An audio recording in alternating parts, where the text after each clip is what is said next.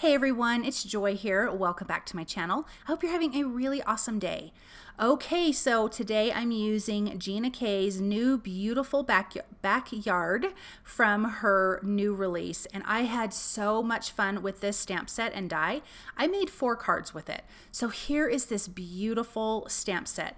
Now usually when I see a stamp set like this that has all that dark, so if you stamped it with black ink, I don't know, you felt like you couldn't color too much. I decided to stamp it with colored ink instead. And oh my gosh, I had fun. So I'm prepping my background. I'm using watercolor cardstock and I'm prepping it with an anti-static powder tool because I'm going to be, and I actually prepped it a little early, but I'm going to be inking these images up with different colors of ink. So I'm starting with Simon Says Stamp Positively inks, which is I think that's all the inks I'm using. This is LATTE. And I'm inking up the worm and the mushrooms and the snail. Now I'm doing this on watercolor cardstock because I want to use Zig Clean Color Real Brush markers to come in and add some more color to these. So this is the field ink that I'm adding to that grass. Oh, I see, I totally forgot to do the snail. So I'm doing that snail again. And then I'm going to be using Ocean, Peony, Fairway, and SEAFOAM. Those are the colors I'm using of ink to add color to these background images. So this is the Peony ink, and I'm doing that for both butterflies. I have a large and a small butterfly. And I just thought this would be a fun way to add a lot of color and interest to these images. And I'm sure other people have already been doing this, but to me, in my mind, this is completely new. I'm coming in and adding some ocean to that large butterfly, and then you could see that I had my blender brush. I just was trying to soften the edge a little bit so it wasn't such a sharp straight line when adding that ink pad to it. And I'm just kind of going back and forth. I'm not trying to tape things off, so that's why I have some scratch paper. I'm just bringing in and covering up those images. And I forgot I needed a little ladybug and some flowers for that hummingbird. So I added those in, and the hummingbird I am doing in Ocean.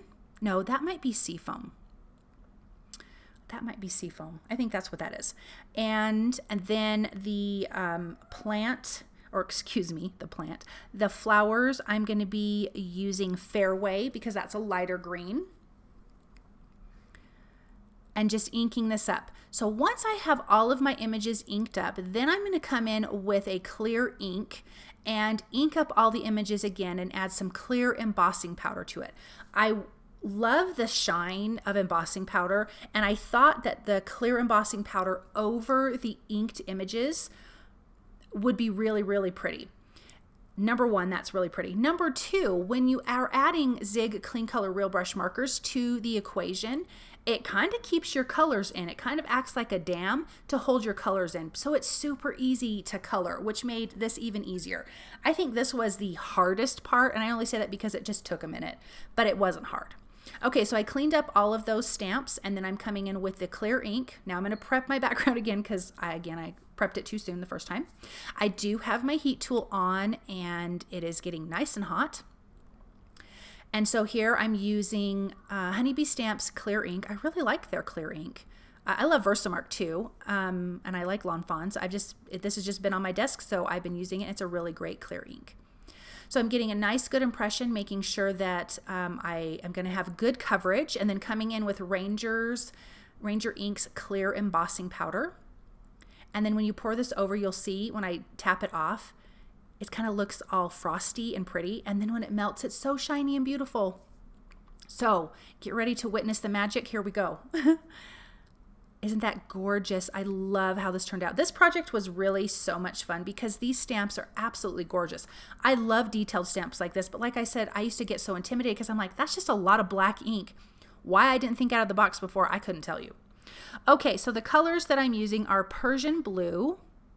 This is not Persian blue. This is, what color is this one? No, that might be Persian blue. That is Persian blue. So I'm using Persian blue, geranium red, light carmine, olive green, mid green, light green, beige, and natural beige. That's the Zig Clean Color Real Brush markers that I use. I have the 60 set, which gives you really a lot of colors. I don't think it overdoes. I think I've probably used pretty much most of the colors, you know, at some point in time.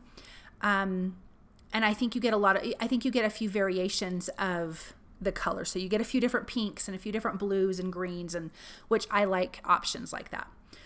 So I am coloring the open areas that are not embossed, and I'm taking my paper towel to the images very carefully when I'm done, because you're going to have some of this marker sitting on top of your embossed area, and it'll just stay there for a long time, and so you don't want to smear it. So just take a dry cloth and just tap it off, and that gets rid of any zig marker sitting on top of your embossed image.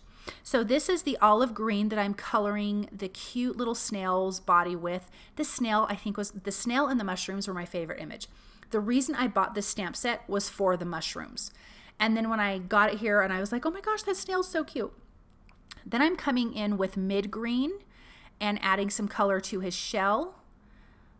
And again, this is super easy coloring. I like to use one color and then bring in my water brush pen, dipped the tip in a little bit of water, and I dip it on my paper towel. I don't like a lot of water.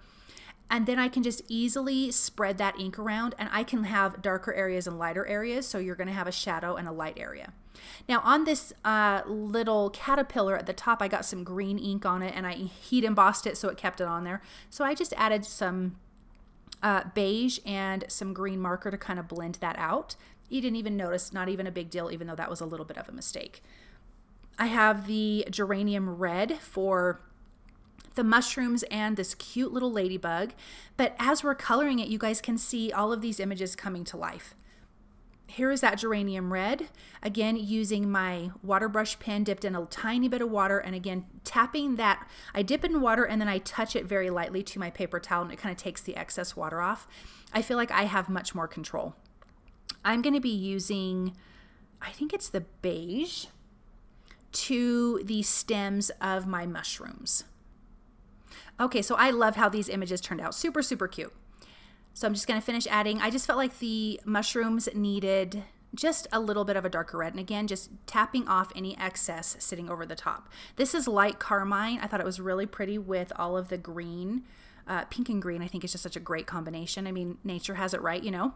And again, just blending that out with my water brush pen. You can use, I don't even use a water brush pen correctly. You guys, you're supposed to fill it up with water. I don't do that because as soon as I squeeze it, it just floods out water. And to me, it's overwhelming because I don't feel like I have good control that way. Now, I've got coordinating dies for these that I will be using, which I love coordinating dies, but obviously if you don't have those, you could just cut these out by hand, which is super easy. I'm coming in with light green for the hummingbird, and I also use light green on the grass below. And just blending that. This had a lot of zig marker sitting on top, and so I do need to wipe that off pretty carefully. I'm going to finish up that bird, wipe him off, and then I'm going to be coming in with the die cuts. I love that Gina K sends you a magnet background for your die cuts to be on. It is pretty fantastic.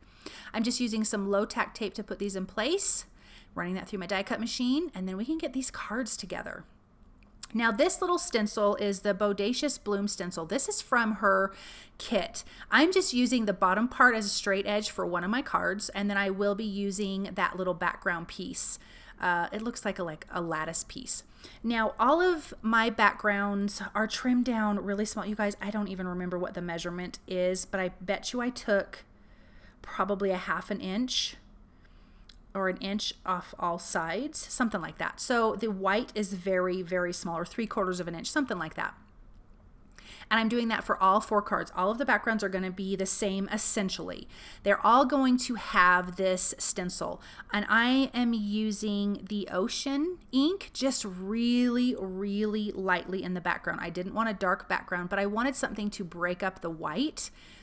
And then I have the sentiments, and I'm just kind of laying out my images.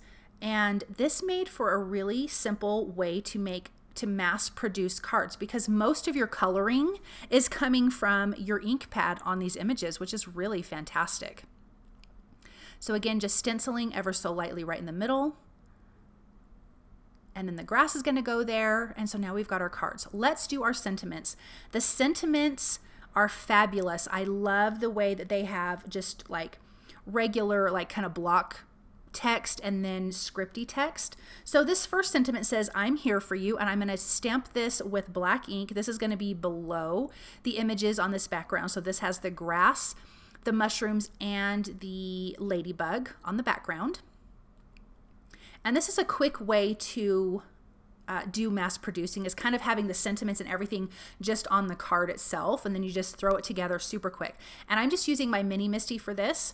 This sentiment says, inching by to say hi, which I thought was really, really cute. And of course, that's above the caterpillar and the snail. This one says, I love, there's two sentiments. I love hanging out with you. That is with the hummingbird and the flowers. And I like just laying out my images so I know exactly where my sentiments are going to be. And then I'm just using my grid to line up my sentiments to making sure they're straight. But even if you have a crooked sentiment, it happens. These are handmade cards. It's totally fine. But actually, I think all of my sentiments were straight. Every once in a while, I get some crooked ones. It's not good. Okay, and then the last one says, what the caterpillar calls the end of the world, the master calls a butterfly. And I just loved that. And I thought, what a great way to think about things.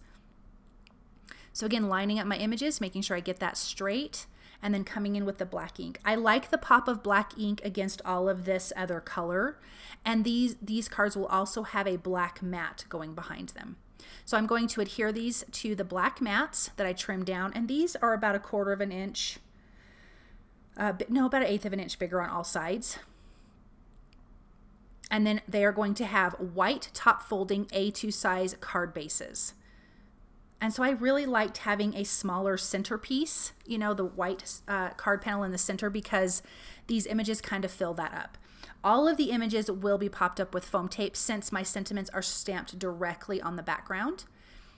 And this part is super easy to put together because I've already laid this out ahead of time. I know exactly where they're going to go. And I just loved making this. These were fun cards to make. I was supposed to post this video last Friday or Saturday, but you guys, I was absolutely exhausted and I just did not even get to it.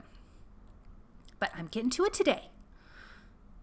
Okay, now I'm going to adhere the foam tape behind the mushrooms, and I added them a little bit on a tilt, and that cute little I want to call it a butterfly. No, a ladybug goes right on top of the grass. Then we're going to finish with these great little butterflies. I love the two sizes. It's perfect. And it just kind of nestles around the sentiment, which has really turned out great for this design. Then for all of these cards, of course, I want to add some little glitz and glamour to it. So I'm using gold foil confetti from Studio Katya, and Barely Art glue, and I think this is the crystal katana. I think that's what I'm using to put those in place. And then you guys, we have 4 cards done, and they are so beautiful. I love the stamp set from Gina K. Her stuff is absolutely amazing, and these cards really did come together pretty darn quick, pretty darn easy, and you've got like little mini scenes going on and great sentiments, fun and beautiful images, cute little images like that little snail. And so I just want to say thank you guys so much for watching and supporting me. If you like what you've seen, please subscribe to my channel, comment, share, hit the notification bell, and hit all so you don't miss a video. And thank you again, and I will be back soon with another video. Have a wonderful day. Bye.